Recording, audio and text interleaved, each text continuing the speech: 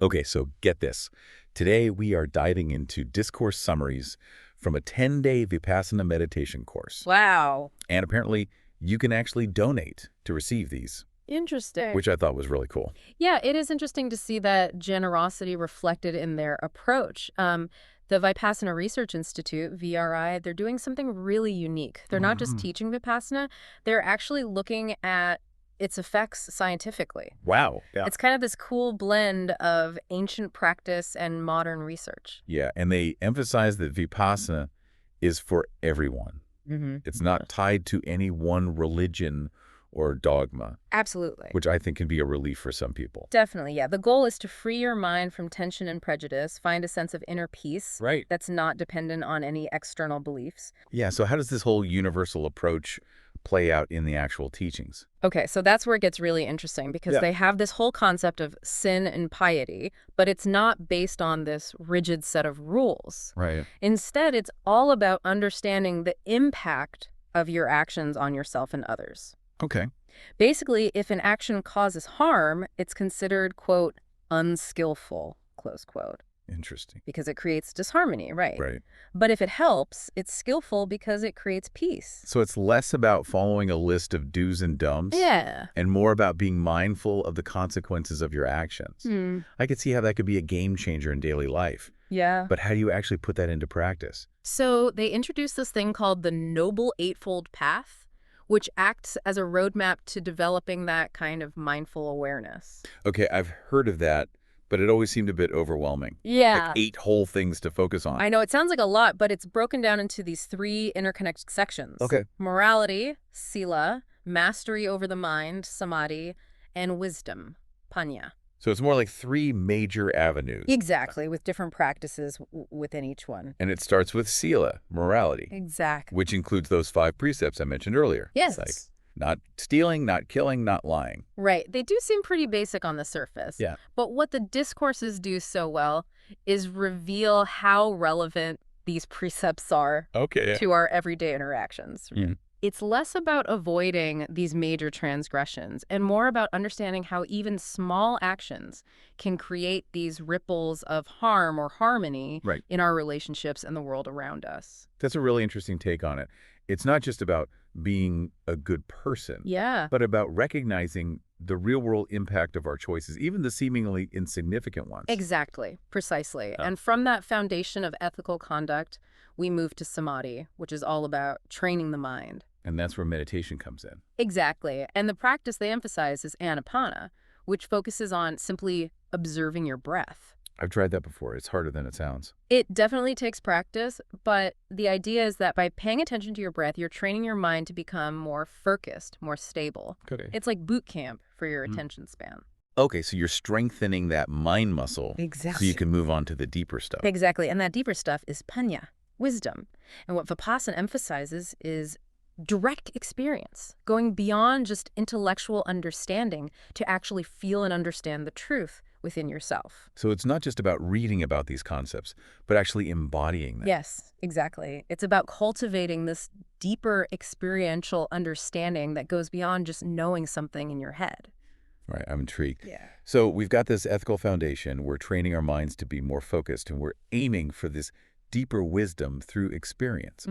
What happens next? Where does that experience lead? Well, it leads us to the heart of Vipassana, understanding the nature of sensations. Okay. And this is where we'll unpack those 4 noble truths that you mentioned earlier.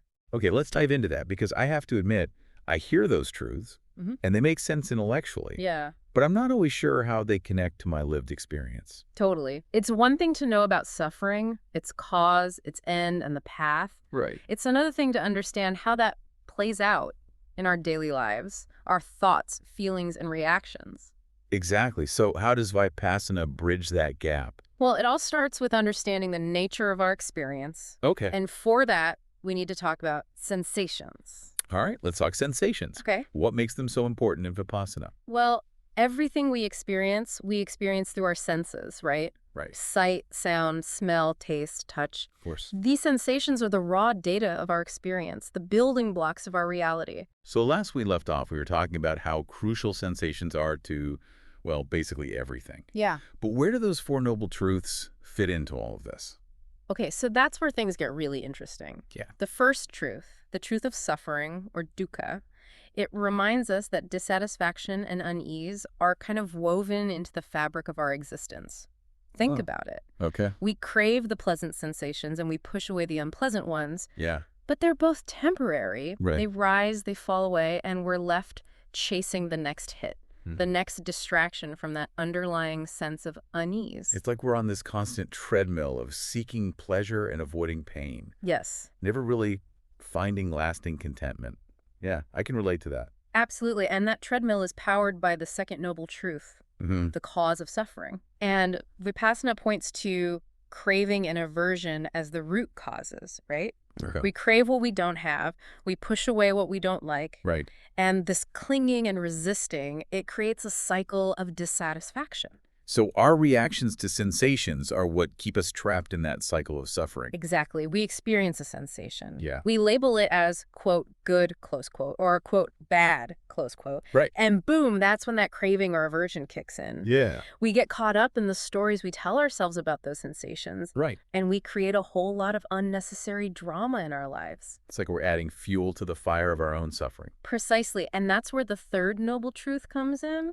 The end of suffering. Okay. Vipassana teaches that it is possible to step off that treadmill, Right. to break free from that cycle of reactivity. Okay, but how do you actually do that? Right. I mean, sensations are constantly bombarding us. Yeah. How can we just stop reacting? Well, it's not about stopping sensations or pretending they don't exist. Right. That would be impossible. Yeah. It's about changing our relationship to them. Okay. And that's where the fourth noble truth comes in. The path to the end of suffering. Which is? The noble eightfold path. Wow. Okay. Remember we talked about sila, samadhi, and panya, Yes. cultivating morality, mental discipline, and wisdom? Okay. This helps us develop the awareness and the skillfulness to observe sensations without getting swept away by them. So it's not about becoming indifferent to our experiences. Yeah. It's about finding a way to experience them with more clarity and equanimity. Yes, exactly. It's about developing the ability to observe sensations with the sense of detachment, Okay. recognizing their impermanent nature. Okay, so how does that actually work? Okay, yeah. What does it mean to observe sensations with detachment? So imagine this. Okay. You're sitting in meditation and you notice an itch on your arm. Okay. Instead of immediately scratching it, you simply observe the sensation. Right. You notice the tingling, the burning, the intensity. Okay. You notice where it starts and where it ends. Right. You notice how it changes from moment to moment. You're really bringing it into focus. Exactly. You're paying attention to the raw sensation without labeling it as, quote, good, close quote, or, quote, bad, close quote, or, quote, pleasant, close quote, or, quote, unpleasant. You're simply observing it with a sense of curiosity and acceptance. And that's what helps to break the cycle of craving and aversion. Precisely, because when you observe sensations with this kind of detached awareness, Yeah. you start to realize that they're not personal. Okay. They're not happening to, quote, you, close quote. Right. They're just sensations arising and passing away in this vast field of awareness. Starting to see how that could be really powerful. Yeah. But if it's not about avoiding sensations, what about those really intense sensations? Yeah. Like physical pain or emotional distress, That's where the practice of equanimity comes in. which is? Equanimity is often confused with indifference. Okay. But it's actually a state of balanced awareness. Oh. It's the ability to be present with whatever arises pleasant, unpleasant, or neutral without getting carried away by it. So even when things are tough, really tough, Yeah. Vipassana encourages us to stay present with the experience Yes. without letting it completely derail us. Yes, it's about developing the inner strength and resilience to weather the storms of life without getting swept away by them. Okay, that makes sense. But all this talk about observing sensations makes it sound like Vipassana is all about sitting on a cushion and meditating. Yeah. How does this practice translate to real life, to dealing with difficult people or navigating stressful situations? That's a great question, and it's one that the discourse summaries address directly. Okay. They dedicate a significant portion to something called the 5 hindrances. Hindrances, what are those? Think of them as obstacles or roadblocks on the path to liberation. Mm-hmm. They're these tendencies that we all have that can cloud our judgment and lead to unskillful actions. So, like bad habits. You could say that, but they're more like patterns of thinking and feeling that keep us stuck in those cycles of suffering. Okay. The Discourses identify 5 main hindrances: Okay. sensual desire, ill will, sloth and torpor, restlessness and worry, and doubt. Okay, those definitely sound familiar. And honestly, I can see how each of those could easily derail me in daily life. Yeah. But just knowing about them doesn't make them disappear, does it? Right. How does Vipassana help us overcome these hindrances? It starts with awareness. Yeah. The more we meditate, the more we start to recognize these hindrances as they arise in our minds. Right. Instead of getting caught up in them, we can simply observe them with the same detached awareness that we bring to physical sensations. So it's like we're training ourselves to catch those unhelpful thought patterns before they spiral out of control. Exactly. And once you recognize a hindrance, Yeah. you can start to work with it skillfully. What does that look like in practice? Well, each hindrance has its own set of antidotes. Okay. For example, if you're struggling with restlessness and worry, Yeah. the Discourses suggest cultivating mindfulness of the body, connecting with the sensations of the breath, or practicing walking meditation. Okay. If sensual desire is strong, it suggests contemplating the impermanent and unsatisfactory nature of sensual pleasures. So it's about developing a more realistic and balanced perspective. Exactly. Vipassana provides a framework for understanding these hindrances and developing practical strategies for navigating them. So it's not just about cultivating peace and equanimity during meditation. Yeah. It's about bringing those qualities into every aspect of our lives. Precisely. And that's where the real transformation happens. Right. When we start to apply these principles in our daily interactions, our relationships, our work, Yeah. that's when we experience the true power of Vipassana.